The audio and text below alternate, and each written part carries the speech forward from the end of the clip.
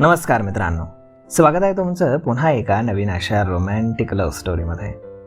तर मग चला सुरुवात करूयात आजच्या या भागाला. आशू, नीट ऐक. बाबांना हार्ट अटॅक आलाय, त्यांच्यावरती ऑपरेशन चालू आहे. याबद्दल गाथाला आत्ताच काही कळता कामा नये. तू तिच्या सोबतच राहा, तिला अजिबात एकटं सोडू नकोस. समीर काळजीनं बोलला.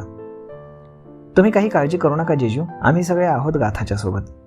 तुम्ही फक्त काकांची काळजी घ्या, आशू रडत बोलली.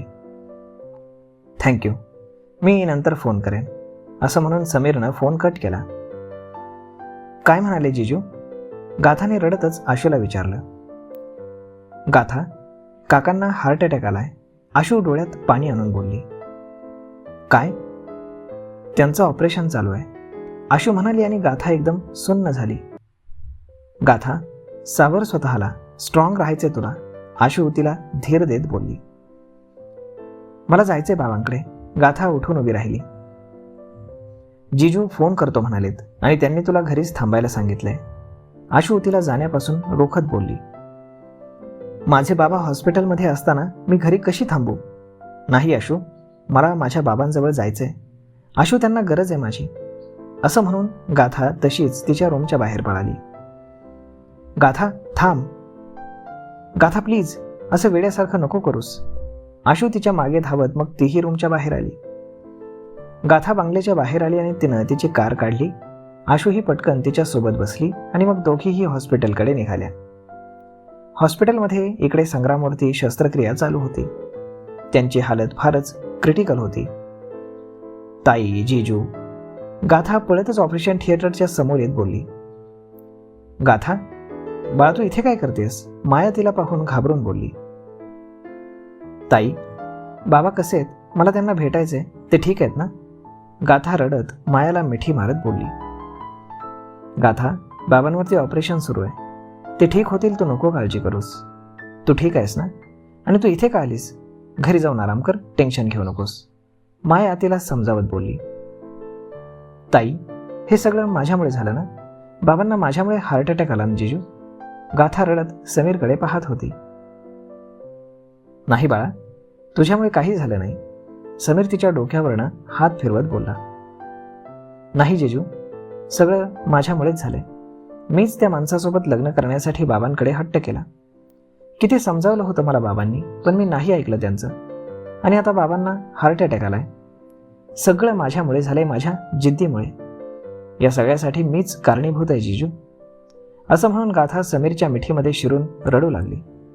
समीरला खूप वाईट वाटत होतं, परंतु तो या परिस्थितीत काहीच करू शकत नव्हता. आता सगळं काही देवाच्या हातात होतं. तुम्ही दोघे इथे शांत बसा आणि देवाला बाबांसाठी प्रार्थना करा, त्यांना काही होणार नाही, समीर दोघींनाही धीर देत बोलला. आशू, सत्यम कुठे? समीर बोलला. जीजू, सत्यम घरीच आहे, यशोदा मावशी आहेत, त्याला सांभाळतायत, आशू बोलली. ठीक आहे, असं म्हणून समीरनं पुन्हा खिशातून फोन काढला आणि यशोदा मावशींच्या फोनवर फोन लावला आणि त्यांनी सत्यमबद्दल विचारलं तर सत्यम दूध पिऊन झोपला होता. सत्यम म्हणजे माया आणि समीरचा 1 वर्षांचा मुलगा आहे. ऑपरेशन बराच वेळ चाललं. माया आणि गाथा बेंचवर एकमेकींचा हात घट्ट पकडून बसून होत्या आणि समीर त्यांच्याकडे इकडून तिकडे पाहत फेऱ्या मारत काळजीमध्ये उभा होता. इकडे देवांश त्याच्या बंगल्यावर आला आणि रागानं तो त्याच्या रूममधील सगळं सामान अस्ताव्यस्त करत होता. त्याच्या टेबलवर गाथाचा सुंदर असा फोटो होता. त्यानं तो फोटो हातात घेतला आणि त्यावर आधी प्रेमानं हात फिरवला आणि त्यानंतर रागानं तो जोरात जमिनीवर आपटला. त्या फोटोच्या फ्रेमचे तुकडे तुकडे झाले आणि ते पाहून देवांशच्या काळजामध्ये पुन्हा एक कळ निघाली.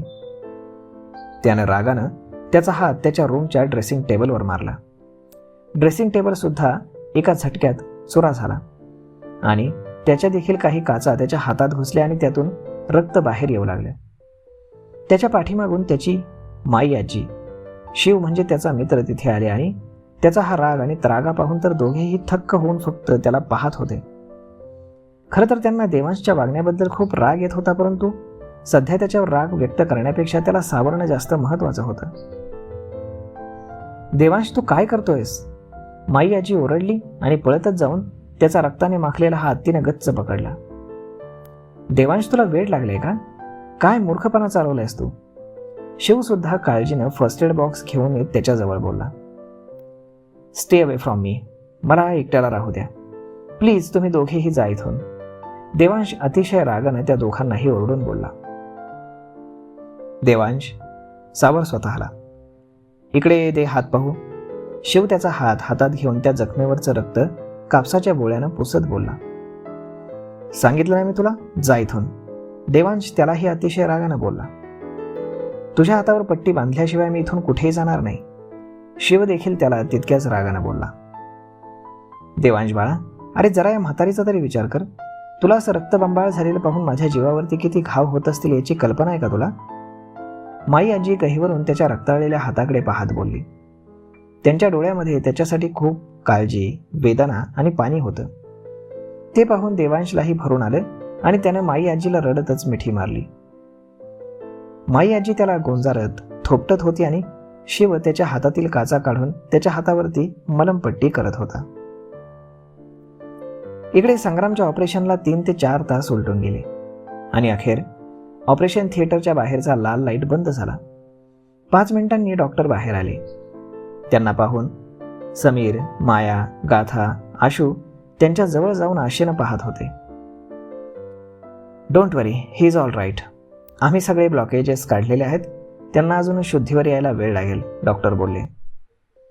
आम्ही पाहू शकतो का त्यांना? समीर मोठ्या आशेनं डॉक्टरला बोलला. सध्या ते ICUत आहेत. तुम्ही त्यांना दुरून पाहू शकता, परंतु जेव्हा त्यांना शुद्ध येईल तेव्हा एक जणच आतमध्ये जाऊन त्यांना काही वेळासाठी भेटू शकता. परंतु त्यांना कोणत्याही गोष्टीचा स्ट्रेस येणार नाही याची दक्षता घ्या.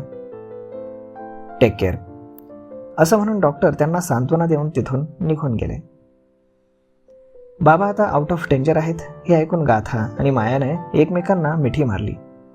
दोघींनीही ICUच्या काचेतून त्यांना पाहिलं तर संग्राम बेडवरती निश्चित पडून झोपले होते. त्यांच्या आजूबाजूला भरपूर मशीन्स लावलेल्या होत्या. आपल्या बाबांना असं पाहून माया आणि गाथाला प्रचंड वाईट वाटत होतं. समीरने त्या दोघींनाही सावरलं. इकडे देवांशच्या हातावरती पट्टी बांधून माई आजी त्याला त्यांच्या रूममध्ये घेऊन गेल्या. तो शांतपणे एकासारखं खिडकीच्या बाहेर पाहत उभा होता. देवांश बाळा, काय झालं? माई आजीनं त्याला विचारलं. शी चीटेड मी. धोका दिला तिनं मला. प्रेमाचं नाटक केलं माझ्यासोबत. देवांश डोळ्यात पाणी आणून माई आजीकडे पाहत बोलला. नाही देवांश, तुझा काहीतरी गैरसमज होतोय. गाथा निरागस आहे, अल्लड आहे, पण ती धोकेबाज नाही. शिव त्याला समजावत बोलला. हो, तुला तर ती चांगलीच वाटणार ना, कारण हे लग्न जमवण्यासाठी तुझाही यात फार मोठा हात आहे. देवांश शिवकडे रागानं पाहत बोलला. अरे पण नेमकं झालंय तरी काय, मला सांगशील? माई आजी बोलली. तुला माहित आहे शिव, मला ते लव ड्रग कोणी दिलं होतं? देवांश बोलला आणि त्यावर माई आणि शिवने एकमेकांकडे पाहून कोण या आविर्भावात त्याच्याकडे पाहिलं. गाथा सरपोतदार. देवांश खिन्नपणे हसत बोलला. व्हॉट? शिव झटका लागल्यासारखा शॉक झाला. गाथा ना? माई सुद्धा तोंडावरती हात ठेवून अविश्वासानं उद्गारल्या. हो माई, ती गाथाच होती जिनं त्या दिवशी पार्टीमध्ये मला लव ड्रग दिलं आणि माझ्या हातून ते सगळं काही घडलं जे घडायला नको होतं. देवांश बोलला आणि त्याच्या डोळ्यातनं पुन्हा टपाटप अश्रू गळत होते. नाही देवांश, तुझा काहीतरी गैरसमज होतोय, शिव बोलला. माझ्याकडे पुरावे आहेत, देवांश शांतपणे बोलला.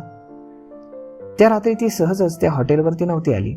तिचा पूर्ण प्लॅन होता मला तिच्या जाळ्यात अडकवण्याचा. मी तिला इग्नोर करतोय, तिला भाव देत नाही, यामुळे तिने हे पाऊल उचललं.